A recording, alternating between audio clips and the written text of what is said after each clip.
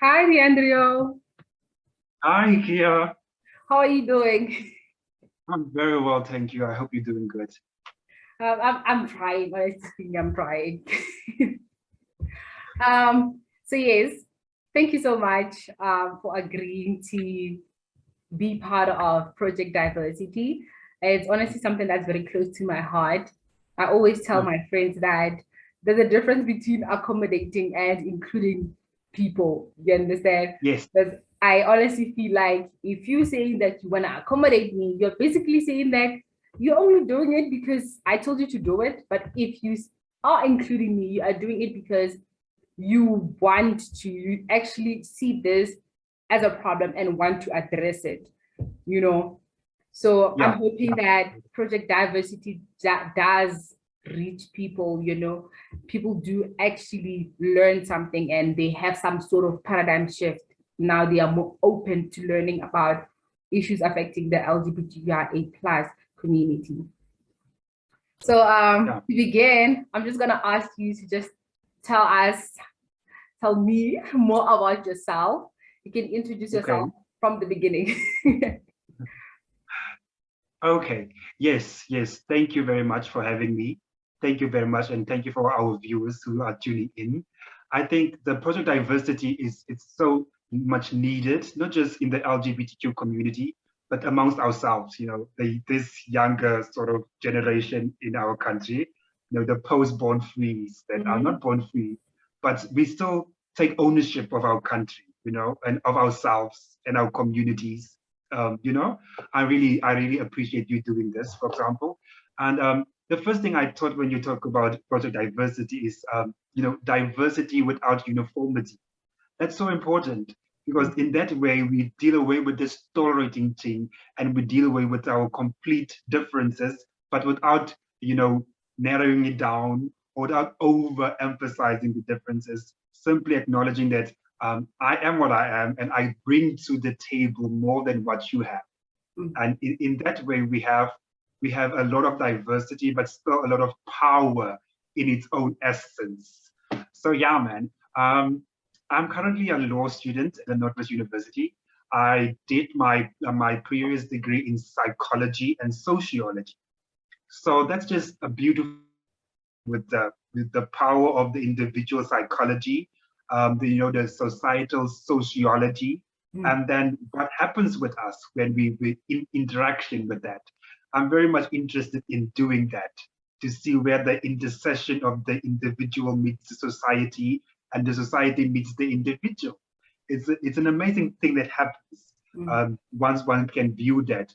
But how do you use it? I think for me, the law is my vehicle to use that, how we legislate things or how we Yeah. do not legislate things, Mm. how we criminalize some people and how we liberate others. Yeah. I don't know. Yeah, I I'm told so. my friend the other day, Hmm? sorry, you can speak. And I was just saying that I'm glad you touched on that because I've also been wondering how does society actually interact with the human mind? And I Yeah, keep getting one answer: we are social beings. But now, okay, what yeah. is the exact interaction? How does each affect the other?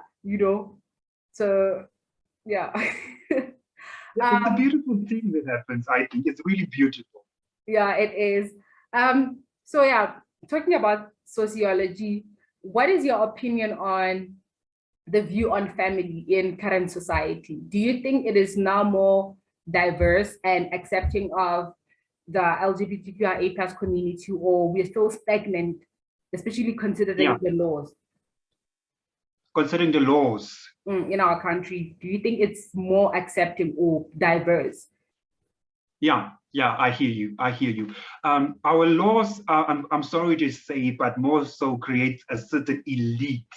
Mhm. If you have the resources to certain things, you can have certain privileges. But if Mhm. you do not, then unfortunately the law does nothing for you.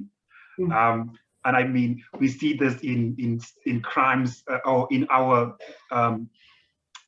some of our lesbian women getting raped in certain areas and they just can't access justice or they can't access a police station where they can have services to themselves. But Mhm. in another area, where a well-resourced individual can go and make a complaint or have a criminal defense or, the means to afford lawyers. They have their cases tried, or even they can even use private prosecutions according to our criminal law provisions. Yeah. So it's really the haves and the have-nots more and more so because the inequality in our country.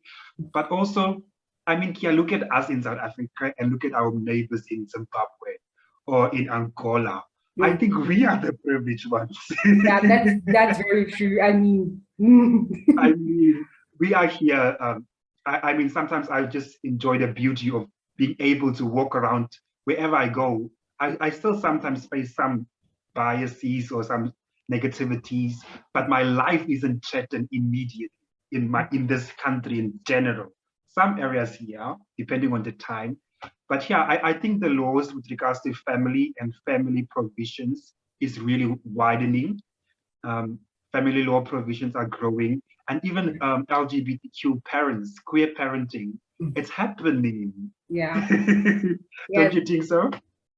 I think so, actually. I mean, at the end of the day, we can't deny people the like right to having children because we think they are not fit enough. Whereas there's children's homes and child and youth care centers that are full of children who need loving parents. So if I'm there to do it with my wife, why are you denying me that? Because you think it's not a good enough family system, you know? So yeah, I'm really appreciative of what's happening. I see the change. Yes, it's slow, but I do believe that we're gonna get there. I believe that also. I think so as well. All right. No, you can speak. It's fine. No, I just wanted to know, do you think that today, like even in our current society, do you think it's still relevant for a person to come out, or they'll just figure it out, or they'll just connect the dots? Oh, I do think it is needed. I think so very much. Firstly, for the person or persons themselves. That's just a power and a sense that you get when you do that.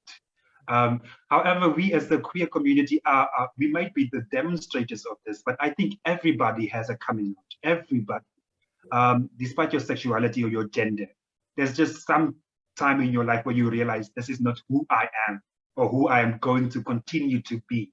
You see, and then you either make small changes or massive changes. With the queer community, it's quite massive, and its effects can be felt positively or negatively, but it's still very much a coming out that we need to be. I think, yes, definitely. And I've seen this in my church even, where, the homosexuality thing is discussed and people come out and say, no, no, no, we must, it's not about the church, it's about the person, Religion is one thing, but if you have the spiritual depth of that, you can understand the person being themselves and still being in church. So this question of, can you still come out and be a Christian or a Muslim or a believer? Yes, you can be all that.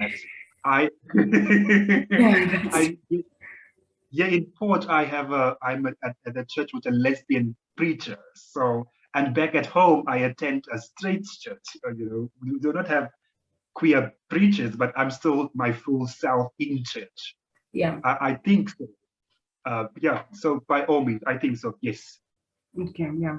That's actually how it's supposed to be. That I believe that there shouldn't be barriers to institutions or places whereby they have to be barricaded because of my gender or sexuality. So yeah. I don't know. Can I ask you something? I don't know if you've seen it, but for me, the elderly people, even in my church or in my family, they sort of seem to get it, but they might not have the language to say, oh no, he's coming out or he's queer. But that's something my grandmother would say, or the way she would talk to me when she asked about my partner that I'm seeing, that she would say, oh, when I'm gonna meet your partner. So the specific word partner or mood or lover. So she would ask me that, and I would like, this is not just her asking, this is actually her, you know, whatever she has gone through in her lifetime. And for her to understand that now, or even ask him to join us and go to church together, I was like, what is happening? My grandmother really invited me and my partner to church. I was like, okay, this is it, it can that was just this was a great experience. So do you think, or in your experience, have you seen some of the elderly people understanding, you know, the sort of the queer dynamics? Yeah, I think they do. They're more open to it, unlike our parents, because I know my mother is a bit uncomfortable with the subject. I, to a certain extent, Okay. I think she's discussed it. But then when I talk to like maybe my aunt, they get it. It's not a cliche or a taboo to them.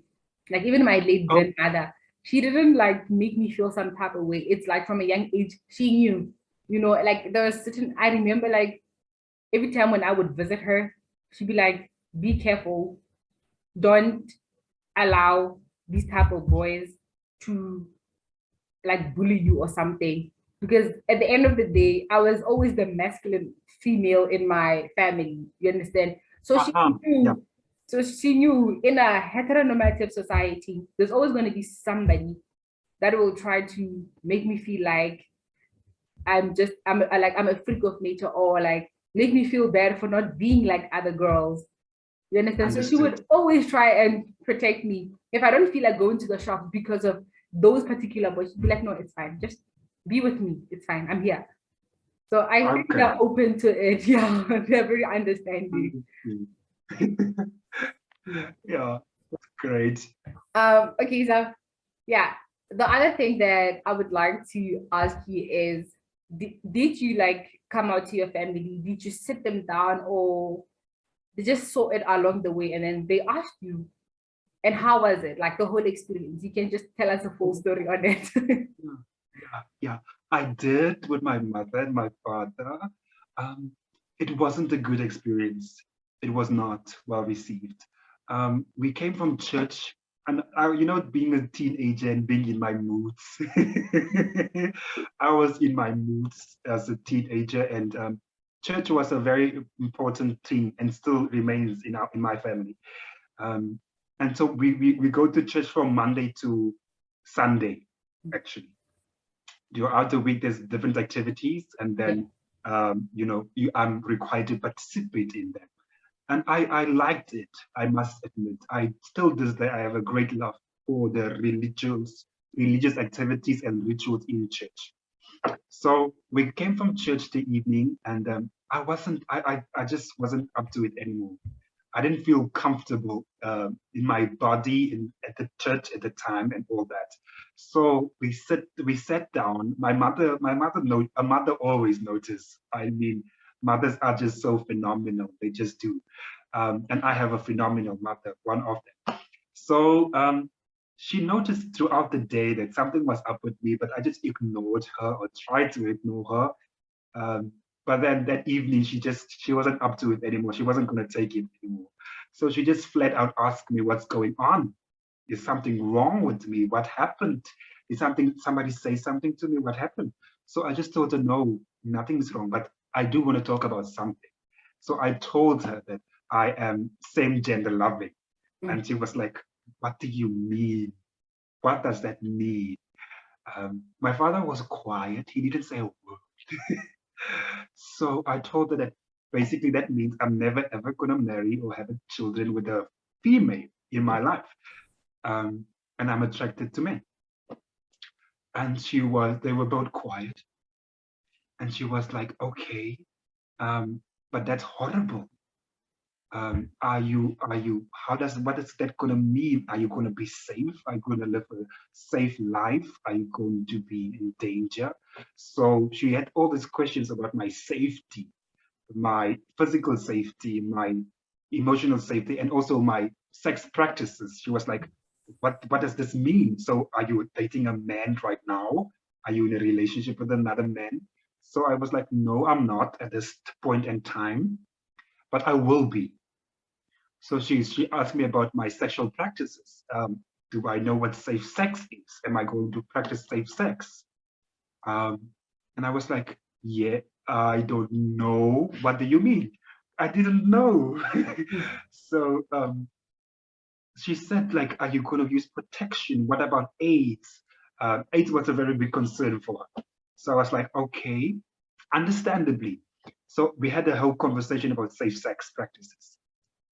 And then my father was quiet. He didn't say a word. And then he said, okay, you're still very young. When he finally spoke, he said to me, I'm very young. And he wants me to concentrate on my schoolwork for the time being. And once I finish my school, my grade 12, it will be enough for him to say that he has taught me everything he wanted to teach me as a man, and sort of pass the baton onto me to say, now I'm fully responsible of taking care of myself. Mm. But much less, he didn't say anything about uh, me being attracted to other men. For him, he was questioning me about, am I capable of taking responsibility of myself, of my full self? They wouldn't be there for me. Am I going to be man enough to make my decisions and take the responsibility for whatever decisions I take? That's how I understood him, what he was trying to say or trying to question me on. And now that I'm here at university, I think we have grown, Shay. They have grown a lot. I with them, you understand me? Yeah. So now when I go home, or even when I'm here, they ask me, what am I doing? Who am I with? Am I with my partner? Am I not with my partner? Am I seeing anybody? That's so awkward, actually. But you answer anyway. It's really awkward for my mother to ask me, am I seeing anybody? For my father even to just, my father never asked. He sort of just give me clues of wondering what is he saying.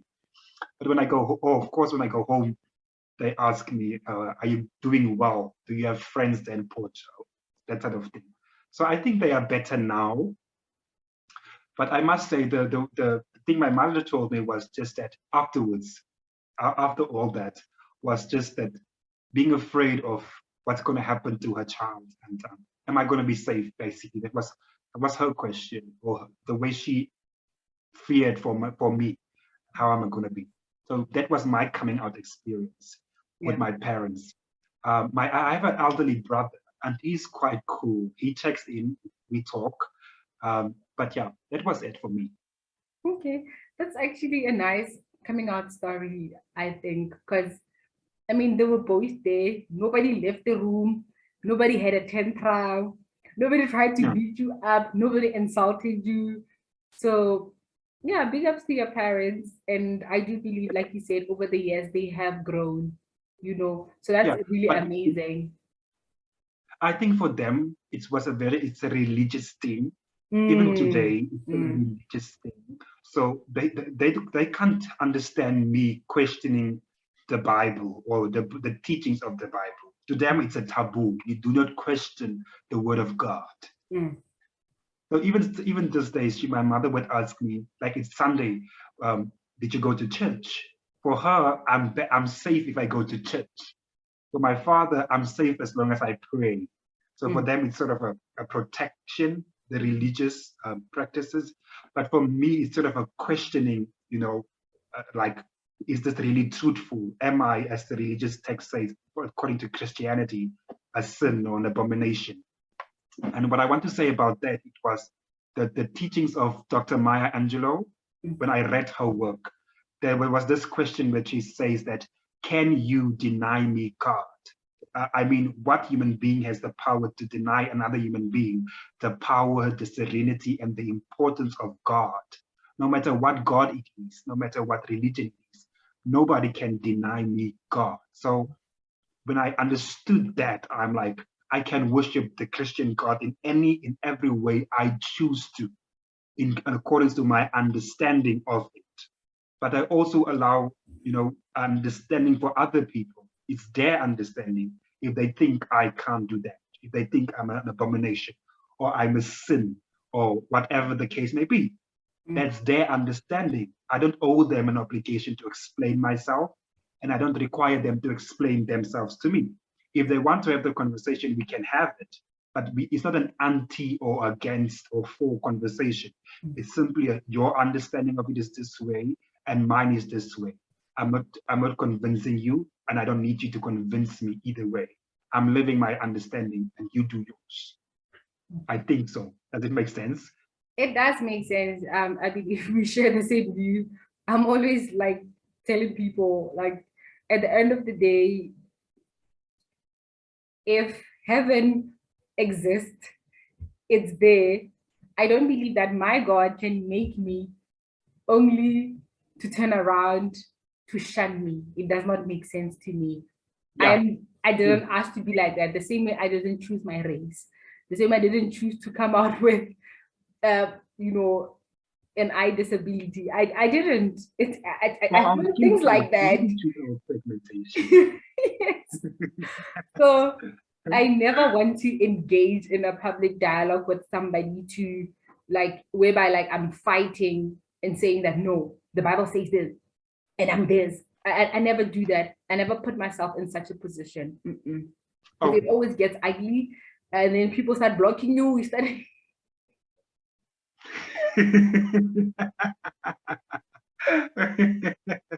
Yeah. People get quite angry when it comes to religious talk. But if I can ask you this, do you think this ultimately comes in with the "am I worthy" question? You know, the sort of I think that's the underlying subconsciousness of it. You see, because even according to the Christian religion, it's like what is this one teaching? Do unto others as you would want them to do unto you, right? Or the love yourself as you love others as you love yourself, and love God with all your heart, all your mind, and all your that thing. But do you think it's sort of a level where we do not really love ourselves fully yet? Because I think if we did, I'm learning to love myself right now. And the more I'm learning that is the more I see that we are more alike than we are unalike, I think. You know, again, the Dr. Angelo writes about that also, saying it, all human beings, all of us, we are more alike than we are unalike.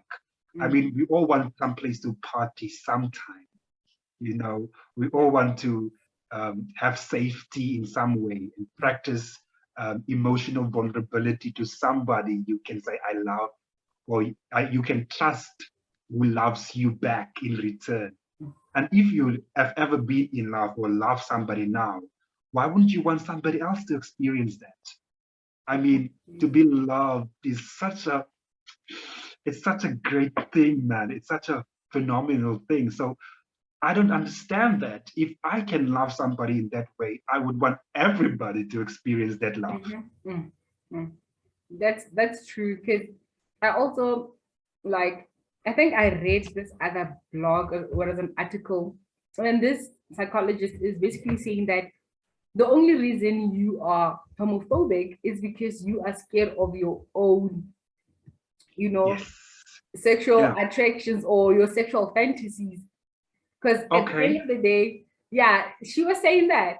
She was saying that how can you fear somebody that is just like you? Because at the end of the day, their sexual orientation has nothing to do with you. So why do you hate them? And if you follow the Christian religion, if you believe in it, then why are you unable to love people as they are? Because the rule is simple: love thy neighbor. So and we're all made in the image of God. So if you were able to ignore all of that and direct the opposite of love towards me, what does that say about you?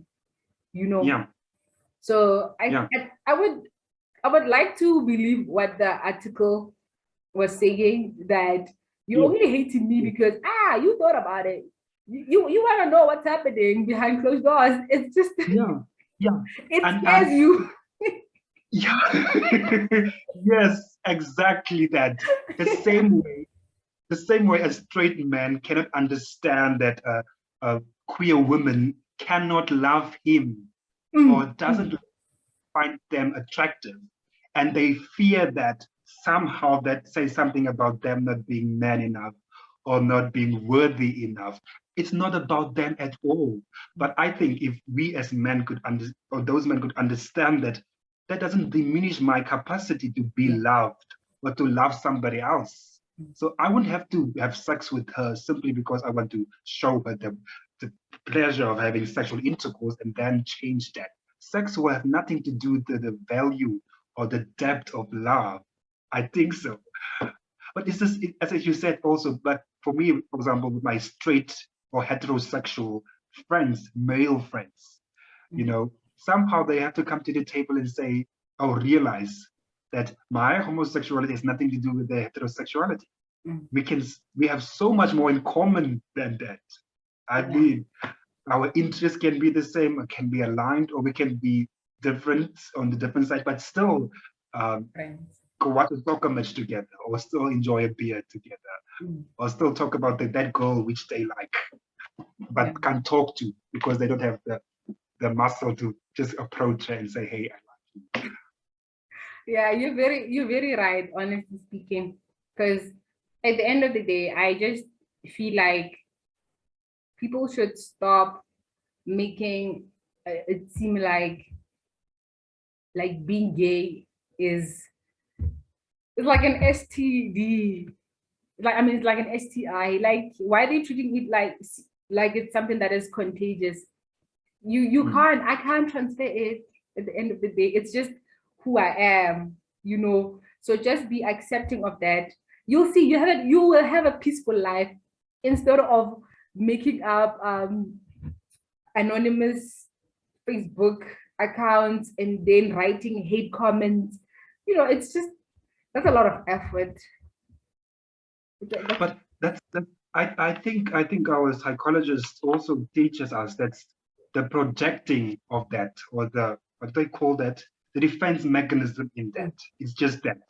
It's I'm avoiding my discomfort or my inability to express my own fears or my own emotional needs. So I'm just going to trash you because you have the freedom to voice yours or even live out yours. So I'm going to attack that. It's easier to attack you and to do my own work and check my own emotional insecurity or my unmet emotional needs or scars. It's it's the own person's inability, that fear, like what will happen if I do confront my own business. That fear can be overpowering. I'm afraid so. That's true, because I remember having like a discussion with a friend of mine about what's this gender correction, is it? You know, there's whereby heterosexual men, they rape lesbians or bisexuals as a way to be like to change their sexuality somehow. They feel like that is the solution. And then and to somebody like me, it brings me to the conclusion that it seems like rape is now men trying to have power over women. It's to them, it's a sense of feeling powerful. You understand? It's like it's a power trip. It's you trying to make yourself feel like you're on top of the world. So because you have this thing that no girl, no woman out there can reject me. And then there's this one that also rejected me because she's actually not attracted to me in any way or any other man. So for me to make myself feel better, what am I gonna do? I'm gonna do one thing, which is sexually assault her to show her that I actually ran this turf. Who do you think you are? Because that's usually the case, you know, and it's very sad, honestly speaking. It's very, very sad. My sociology lecturer taught me this one, and it's all about the works of performativity. I don't want to be boring, but it's all about gender is performative. You know, the whole thing, or the whole roles between this is what a man does, or Kim Dot, or I'm a woman. It's performative. You must perform all these activities in order for you to classify yourself as a man. And I'm ashamed. I'm sorry, but I refuse to fulfill a decade-old misogynistic prescript of what am I supposed to perform in order for me to be validated and valued as a man. But also we must go back to the conversation as men. We have the work to say, how do we validate each other? How do we, in a healthy way, say, I see you as a man, and this is what you do as a man. This is your characteristics as a person, or the values you have as a man, or the behavior you embolden or embody. And I value that. It's healthy, number one. It's nourishing for me, and it's affirmative to our larger society. Constructive in a way. You see, I don't know, Kia. Maybe you've seen this. How have you seen the change men go through between the age of 13 and 15? It's a weird thing that no matter who it is, men look to other men to see how they are supposed to, conduct and perform as a man. And if they had bad representations, they just go ahead and impersonate that bad representations. So we really need to come to tables and see, who do we as men look up to? Who's our heroes and sheroes? And how do that impact us? Also, because this emotional thing, this lack of expressing ourselves as men, it's doing more damage than good. And women, unfortunately, feed it also, because you don't want a weak man, or a man who cries, or a man who's gentle. We have to get rid of that toxicity. And we gay men have that also. Oh, we have that. Yeah, you're right. One thing that I would say I caught from what you were saying is that basically the world is run by toxic masculinity. Boys don't cry, and feeling the need to perform. That performance is usually men being aggressive, is usually men trying to emasculate other men, trying to emasculate females in order to feel like I'm a man, Yes. So it's honestly a work in progress. I do believe that we are going to reach a point in time whereby men are able to express themselves. They are able to be vulnerable to their partners. They are able to cry. It's not a gender thing. I mean, crying is crying. Yeah. You cry because you feel crying. Oh, yeah. True. And hopefully, platforms like yours, and others can help us get there sooner than later. I hope so. And even ourselves, we as men, when we go back to our circles and our internal conversations, in groupings, we can introduce some hygiene or some health in the conversation, in the behavioral patterns. Okay. Yeah, that's true. I do believe we are gonna get there. I mean, I feel like there's a lot in our generation, from I think 94 and up until now, there's just a bunch of free thinkers. That's one thing that I've noticed. They're very open-minded, accepting, and just accommodating to new information, meaning they are able to learn and they actually want to do something about whatever they see as a social issue. And wherever they feel like there is a pattern, they find ways to address it. I'm proud, from literally from people that are born from 94 till now, I see what they're trying to do. Because back then we had, and not disregarding the apartheid era, but what I would say from our parents, their generation, most of them, they are bystanders because they feel like they were never given the platform to express themselves, and they were never given that platform to actually tell their parents that no, this is actually not how things are done. Yes, things have been done this way, but it does not necessarily mean it's the right and the only way of doing things. They were never given that platform. So that's why I believe that those that were born from 94 up, going forward, those are the people that we need for a revolution, and a free society, a society that's free from toxic masculinity, toxic femininity, discrimination, all that. But it's gonna take time, because it's literally 200 years, thousands of years of learning, of normalized things. and So it's not unlearning. going to Yes, take some time. true, Mm. true. I agree. Yeah. Okay, I think we're going on and on and on. I'm enjoying the conversation so much. But to close off, I just want to touch on there's something that you mentioned that really stood out to me when you were telling me your coming out story, which is inclusive sex education. Uh-huh. Yes. I want to know, how do you think can we make sex more inclusive? Whether it means including the government, the Department of Social Development, the Department of Health, or the Department of Education. How do you think we can make sex education more inclusive? Okay. I saw the policy recommendation that there was a policy recommendation that South African government also wants to introduce the whole teaching program about sex and gender identity. And I can't remember what it was. I read it like a year or so ago. But then the critics were saying that they tried to introduce it to the schooling system too early.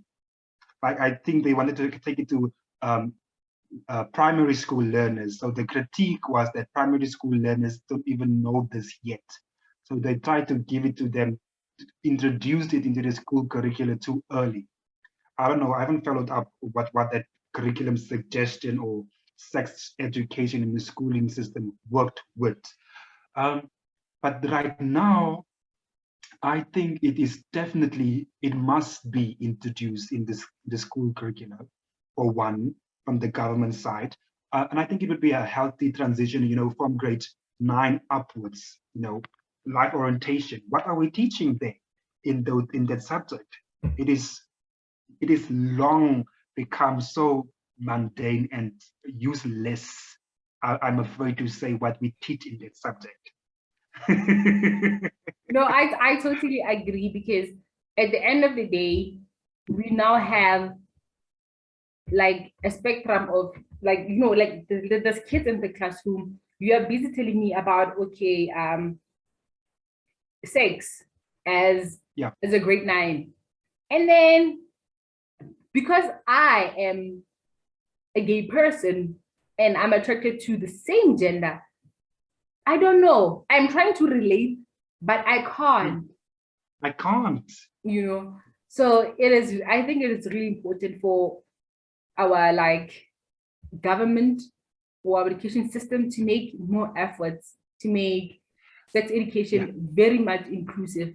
Because at the end of the day, because when you look at it, it's also a way to combat. If I would think of two things at the top of my head, I would say gender-based violence and STIs and HIV. If people are aware of how to take care of themselves or how to protect themselves, they will know. And then on the gender-based violence side, it's men, young boys that are going to grow up and become young men and men to know that this is normal. There's no need to hate. There's no need to feel emasculated. Yes.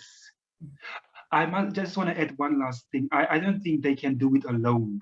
The government, it's going to be too slow and too long for them to do that. So it's for us, again, in the civil society, again, with your foundations like yours, other ones, community organizations. From where I come from, they have the schools, with the matriculants during the holidays. Where the parents actually go sleep with the matriculants. At the school. It's like a school camp with parent, child, teacher, something. And those are very important, because then what they try to teach is actually to say this is a life-changing event that's happening to you. You're going to write your matric exam, but your life is going to change. So the parent and the teacher sort of community come together and sort of try to, support the child. You see? So I think if early interventions like that must come in earlier, because those school children have sex. They have they are sexually active. That's how we have young pupils that are pregnant in school. And then we cannot just ignore that. I mean, we are 15, 17 years old, and somebody sitting pregnant in a classroom in school. We can't do the old thing of shaming that person and just being all quiet. No. Shame and quietude does not work anymore. information, knowledge, and educated views is what needs to be done these days. I think so. Whether you like it or not, whether and religion or political views have no place in this. It's just educational, pure and simple.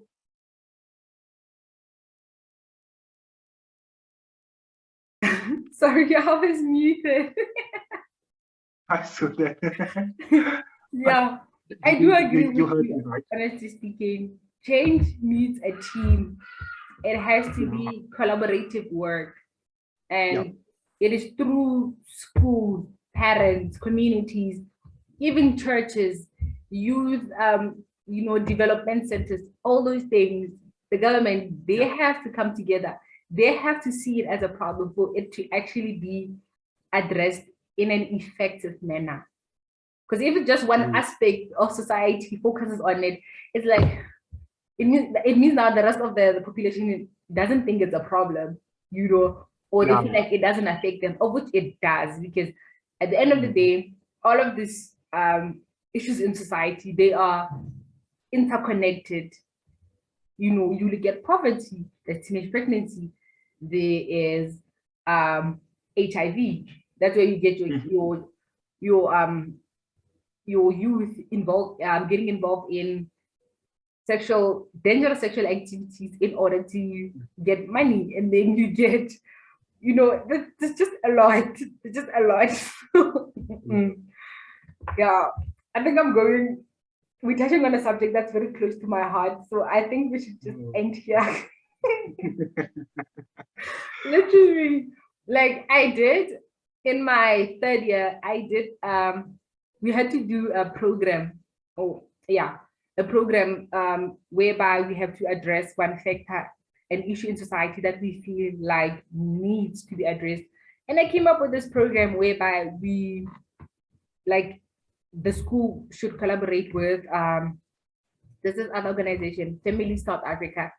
If I'm not mistaken, they've been there since, I think, 1984 or something, but they've been around, and I'm like, I feel like they are the best people to actually handle this type of program, inclusive sex education, because they work with families. Yes, they do work with child protection, amongst other things. But if you would read their newsletter, you would see that most of their projects, they have been very much effective, and they're really doing beautiful work in the community. So yeah, when it comes to teenage pregnancy and inclusive sex education, shame. Those are my babies. I'm very passionate about them. I just don't talk about them that much, but just know that they give me anxiety, and I overthink about them. Before I sleep, I'm always like, yes, they are connected. And then I'm like, literally.